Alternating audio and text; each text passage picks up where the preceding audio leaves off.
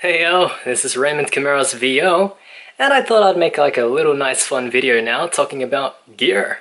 Specifically what kind of gear you can bring with you when you're traveling out and about as a voice actor, whether you're on the road for whatever reason. For my case, I'm going on vacation. Finally!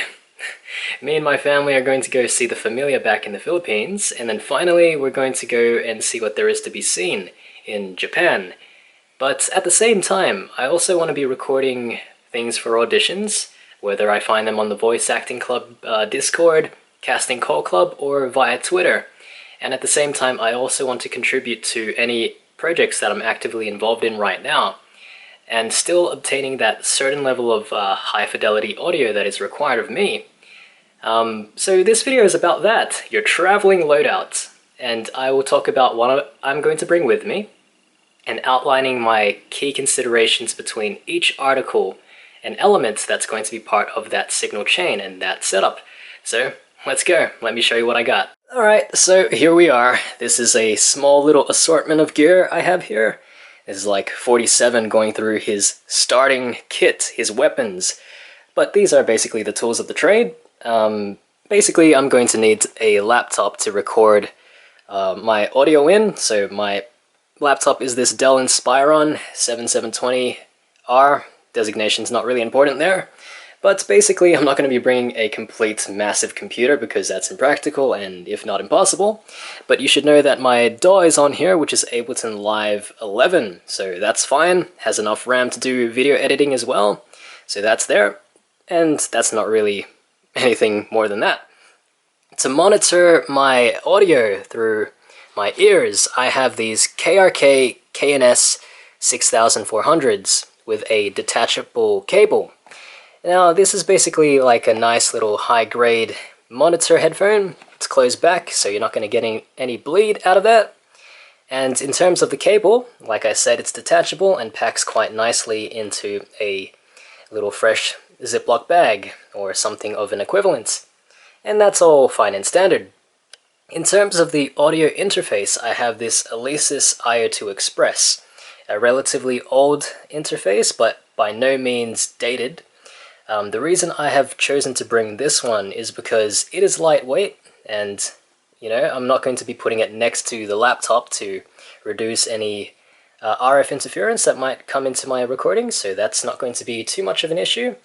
It's actually quite good that it has 2 XLR ports as well, just in case I need to record 2 different tracks, but that's not really a thing with me. I don't do too much music. XLR cable is not Mergami, it's just a basic eBay cable, but it's going to do the job with what I'm going to be plugging into it anyway. And what's important to note is that the interface will deliver 48 volts of phantom power to my XLR microphones and into the laptop, into the DAW, so that's all pretty standard stuff. Now, this also goes by a different name these days because I believe Alesis was bought up as part of a syndicate or something like that, so you might see it on eBay if you want to buy this one under the name of M Audio something or other, but still the same form factor and still accomplishes the same goal. It's also worth noting that it also is capable of churning out rendered audio at 48 kHz at 24-bit. So you can do that if you want, and it also meets the specifications of certain clients that might need your audio at 16-bit at 44,100 kHz, which is an advantage that this has over something like the Behringer Euphoria UM2, which caps out at 48,000 kHz but only gives you 16-bit of audio. So that's why I'm choosing to bring this and not this, although this is a very good user interface for audio. So don't discount that if this is what you have. Now let's talk about the more fun stuff, our microphones, yeah. Now I have a few here on display. I'll probably explain what I have over here. So this is basically what everyone aspires to have, right? Or people think you need to be a successful voiceover artist. And yeah, this is the Neumann TLM 103, and yeah, it is a great microphone, don't get me wrong. But you do end up paying a premium simply because of that little badge right there. And the sound quality, yeah, while phenomenal, can still be matched by the one next to it, the Rode NT1. Now, these are the microphones that I use quite a lot to deliver my finished product to my clients.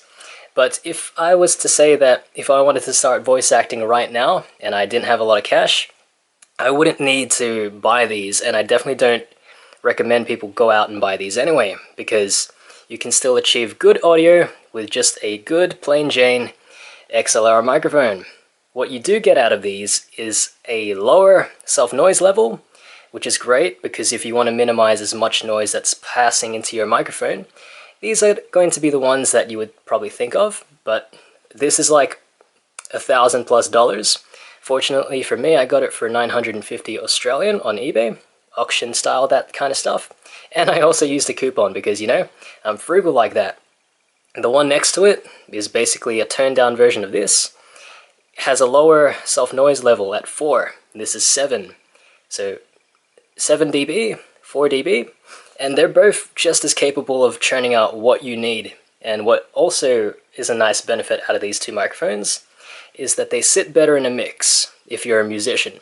But the ones I'm going to be bringing with me are these two right here.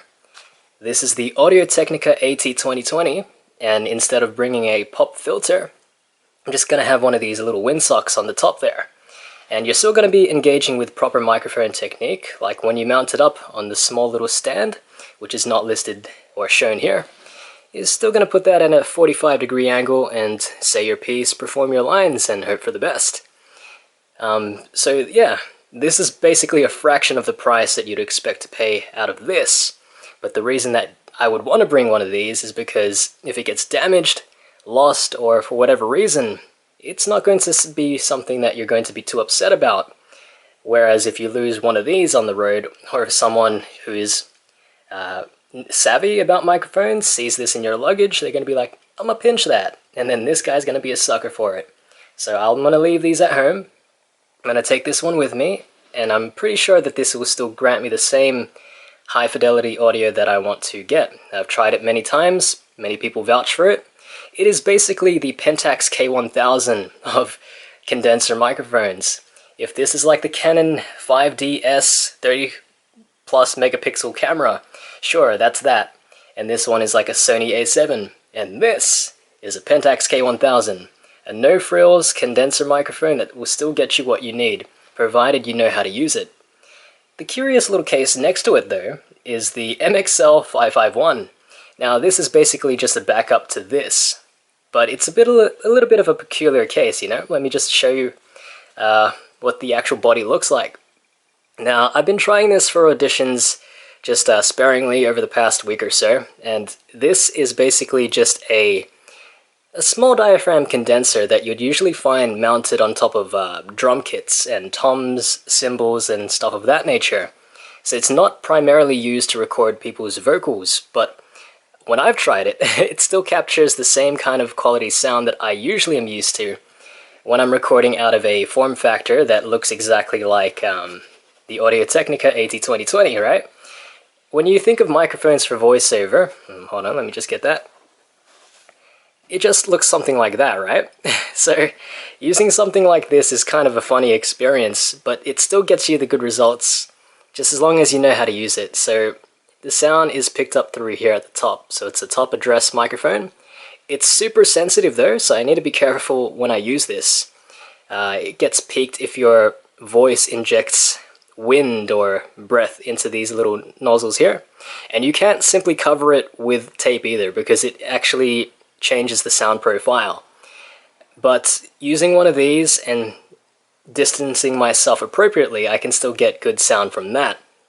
So basically these two microphones are what I'm going to roll with, and it should be fun, you know. I'm pretty sure I can still get the good kind of quality that I can from that.